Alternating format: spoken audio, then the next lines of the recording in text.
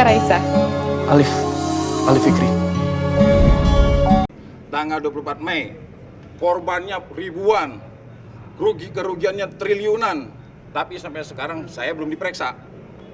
Tapi pejabat negara bikin laporan tanggal 27, tanggal 28, 10 orang diperiksa.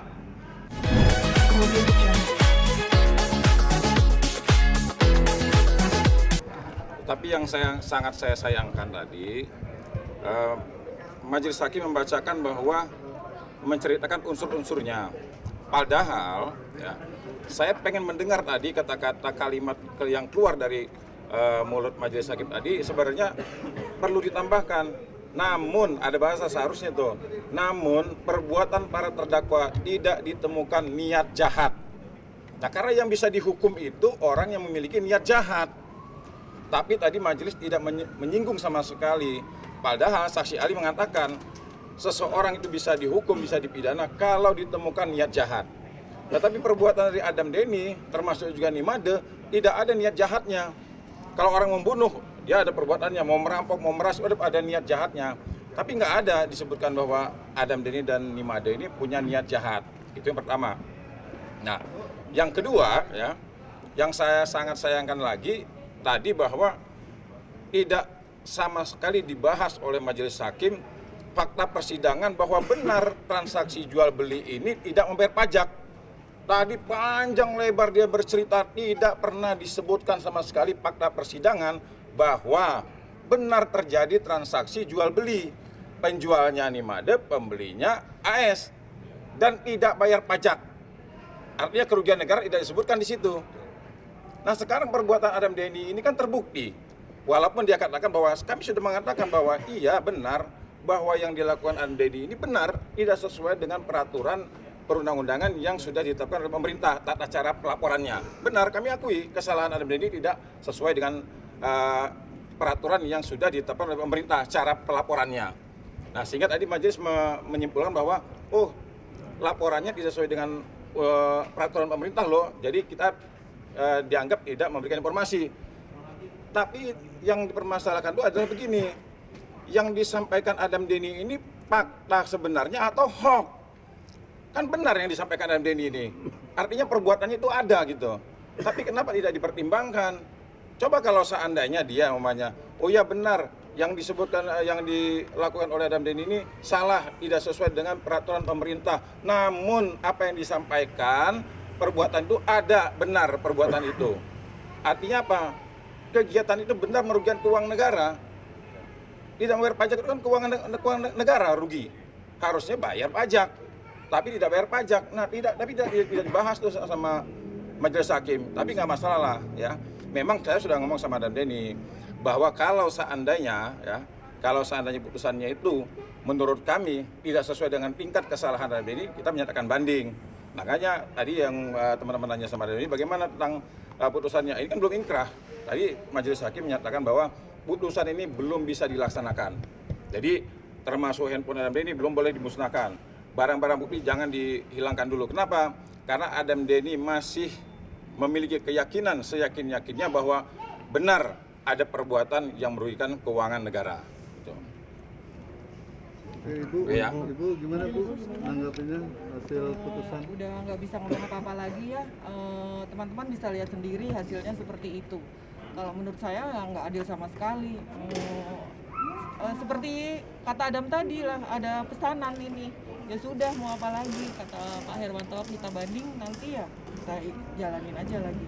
Ya, mungkin mengenai nominal tadi waktu itu sudah dibayar. Nggak tahu itu ya Pak ya, itu dari mana denda gitu? Emang saya ngerugiin masalah itu. Nominal, memang itu kan ada denda subsidiarnya kan, tapi kan ini belum inkrah kan. Ya ini sebenarnya sih apa namanya, ya tadi kalau saya mengutip apa yang disampaikan oleh Adam Denny, ini kan termasuk pesanan.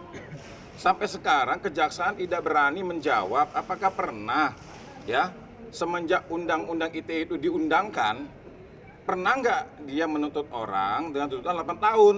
Tidak pernah. Ini baru satu-satunya orang yang dituntut dengan tuntutan 8 tahun dan diputus dengan 4 tahun. Ini satu-satunya loh. Belum ada di Indonesia ini orang yang melanggar undang-undang ITE dihukum sampai 4 tahun. Nah, jadi nggak apa-apa lah. Saya jujur tadi, kita kan barusan dari Mabes Polri tadi. Saya juga menyampaikan ke Mabes Polri, Propam ya. Waktu pertama kali sidang, saya ditanya sama teman-teman media. Kalau katanya tentang pelaporan terhadap Adam Denny ini tidak sesuai dengan aturan, kenapa saya tidak melaporkan ini ke Propam? Nah, saya jawab waktu itu sama media, saya tidak mau terpecah konsentrasi saya mau membela Adam Denny dulu fokus. Nah, sekarang ini sudah putusan nih.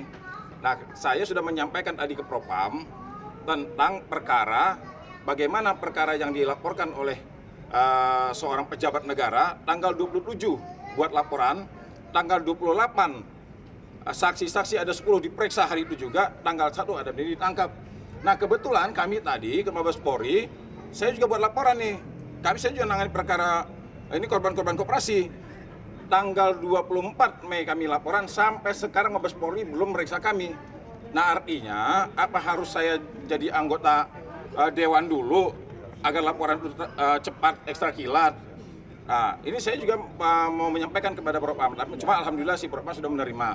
Nah, besok atau lusa kami akan membuat secara tertulis dengan menyertakan bukti-bukti bahwa penyidik-penyidik yang memeriksa Adam ini mohon untuk diperiksa oleh Propam.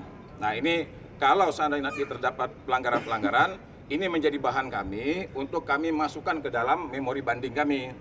Nah, termasuk juga ada oknum jaksa yang menuntut Adam Denny, kan Adam Denny sudah menyatakan bahwa oknum yang menuntut dia 8 tahun ini ternyata tahun 2010 pernah bermasalah pada saat dia tugas di Kalimantan Timur. Nah, ini bahan-bahan ini kami akan sampaikan nanti ke memori banding kami. Mudah-mudahan ya, sekarang kan ini tingkat pertama pengadilan negeri. Mudah-mudahan hakim tingkat tinggi, pengadilan tinggi bisa menilai apa yang kami persembahkan itu mungkin bisa ya, mungkin bisa membebaskan Adam Denny. Karena kami yakin orang bisa dipidana itu kalau dia punya niat jahat, titik, tidak ada lagi. Bang, jadi ada pesanan itu kan tudingan yang serius ya Bang? Gak khawatir maksudnya nanti akan ada malah berakibat lagi? Oh enggak, gini, saya jujur ya, saya banyak sekali nangani perkara dan saya jadi pengacara, saya bangga menjadi pengacara Adam Denny. Kenapa? Dia anak yang cerdas, dia berani bertanggung jawab, dan dia sampai detik ini tidak pernah memperlihatkan rasa takut dia menghadapi orang yang punya kekuasaan. Saya bangga. Bahkan saya bilang sama Adam Denny, ya, walaupun Adam Denny dihukum berat, lama mau sebentar, Adam Denny pasti keluar. Dan saya bilang sama Adam Denny, saya siap rekrut dia, karena dia adalah aset bangsa. Saya yakin ya, saya yakin orang yang di penjara, kita lihat contoh-contoh terdahulu, pahlawan-pahlawan terdahulu. Orang yang di penjara bukan berarti dia penjahat, ya. Orang yang di penjara itu suatu saat dia bisa jadi pemimpin di Republik ini. Dan saya yakini, saya meyakini Adam Denny suatu saat akan jadi orang penting di Republik ini. Karena dia orang yang cerdas, dia orang yang berani, dia bertanggung jawab terhadap perbuatannya. Itu. Soal pesanan tadi atas dasar apa tuh Bang? Nah, tadi kan saya katakan bahwa saya tanya kepada kejaksaan, sampai sekarang nggak dijawab kok. Pernah nggak semenjak undang-undang ini diundangkan, kejaksaan khususnya, semenjak kejaksaan ini lahirlah, pernah nggak menuntut orang 8 tahun dia? Nggak dijawab sampai sekarang. Kalau memang pernah. Nah, sekarang apalagi yang ditransmisikan Adam Denny itu, ya, tidak ada satupun yang hoax. Pada saat dia melakukan pembelaan secara lisan, dia sebutkan semua prestasi-prestasi dia. Ada berapa banyak prestasi dia, sampai dia katakan bahwa tidak ada satupun yang hoax, termasuk juga dia mengupload transaksi jual beli ini, terbukti kok di pengadilan. Ada transaksinya, tidak bayar pajak, terbukti, fakta persidangan itu. Nah, sekarang kalau seandainya dia dihukum 4 tahun, kesalahannya apa? Sekarang saya tanya, orang yang disebut dengan korban ya, saya definisikan nih korban. Korban adalah orang yang mengalami penderitaan, ya, penderitaan fisik nih. Umpamanya saya pukul orang, dia bisa jadi korban kalau dia luka, kalau dia menderita, fisiknya menderita atau kerugian. Sekarang saya tanya, pelapor kerugian apa terhadap dokumen ini terbuka? Kerugian apa dia? Lukakah dia? Sakitkah dia? Apakah kerugian dia keuangannya dia? Nggak ada. Yang namanya korban harus ada keadaan buruk menimpa dirinya. Sekarang saya tanya, keadaan buruk apa yang menimpa dia? Ayo. Kalau dia tercemar, bukan pasal ini dikenakan pencemaran nama baik. Kalau dia pemerasan, ada uang yang keluar. Nggak ada. Saya berani tantang lah, mau debat publik yang mau debat apa saya beri tantang kalau dia bisa buktikan. Cuma kan sekali lagi ya, tadi saya kasih contoh, saya ini pelapor di Mabes Polri tanggal 24 Mei, korbannya ribuan, kerugiannya triliunan, tapi sampai sekarang saya belum diperiksa. Tapi pejabat negara bikin laporan tanggal 27, tanggal 28 10 orang diperiksa, tanggal 1 Adam Deni ditangkap. Nah sekarang kalau Adam Deni tidak menyimpulkan pesanan, terus kita mau ngomong apa? Keadilan? Nggak ada, itu aja. Tudingan pesanan itu mau dimasukin di memori banding atau ada proses hukum lain yang ditempuh, Bang? Oh kalau itu kami akan masukkan kepada KPK dan juga mungkin Komisi Yudisial, ya, karena sesuai dengan kewenangannya. Ya kalau memang ditemukan tadi kan Adam Deni tadi sempat tunjukkan tuh. Nah itu ditunjukkan, ya, itu adalah grup dari kejaksaan. Tadi lihat nggak teman-teman tadi? Yang WhatsApp group itu, Bang? WhatsApp grup. Boleh dijelasin bang grup apa itu? Ada nggak, Bang? Masih ada nggak? Nah, Coba Nah, ditunjukin ini. bang. Nah, nih. Tunjukin bang. ditunjukin Nah, dulu, Bang. ditunjukin bang. Nah, sip. Tahan. Nih. Agak ke atas lagi bang. Sip. Kanan dikit bang. Tulisannya mungkin Bang boleh di. Ya nih. Sejarah. Ini bang boleh. Maaf. Yuk, tengah Itu yuk. maksudnya apa tuh? Oke ya. Tengah yuk. Ya diartikan sendiri aja lah. Ya. Artinya bagaimana ini percakapan grup apa? Ini sudah jelaskan tadi kan. Nah, ini artinya seperti apa? Kita artikan aja sendiri. Oke ya. Nah, oke sip. Nanti Oke Ibu, 4 tahun nih harus berpisah dengan Adam Deni sementara. belum tentu 4 tahun. Belum Masih tentu. masih berharap dan berdoa yang terbaik untuk anak saya. Itu aja. Tapi sehari-hari Sosok Kak Adam sendiri gimana nanti seperti apa sih? Ya anak saya seperti itu, seperti yang dia lakukan kayak gitu. Cuma kalau biasanya kalau ngobrol sama saya kan saya juga suka jangan gini jangan itu, dia cuma ke mamanya cuma iya mah nggak pernah berpanjang lebar gitu Mbak. Jadi ya saya tahu sesudah kasus ini aja, tapi saya sih selalu mengingatkan ya sebagai ibu, hati-hatilah, inilah pasti namanya seorang ibu pasti seperti itu. sempat tadi meneteskan air mata ketika putusan. Iya kaget aja sih, tapi ya udah dalam hati dari kemarin sih udah menduga. Cuma tetap aja kita kaget ya, namanya ibu mas, ibu yang lahirin anaknya dan dia anak saya satu-satunya. Pasti ya shock lah gitu. Tapi ya udah menduga sih bakal seperti ini. Ya sudah kita jalanin aja, nanti ikut Pak Herwanto kalau proses selanjutnya. Tadi sempat berbicara apa Adam Deni ke Ya, dia nenangin ibunya aja, udah mah nggak apa-apa gitu aja. Ada pengen pesan mungkin dari kekecewaan Mas Roni dan juga sebagai orang tua dari Adam?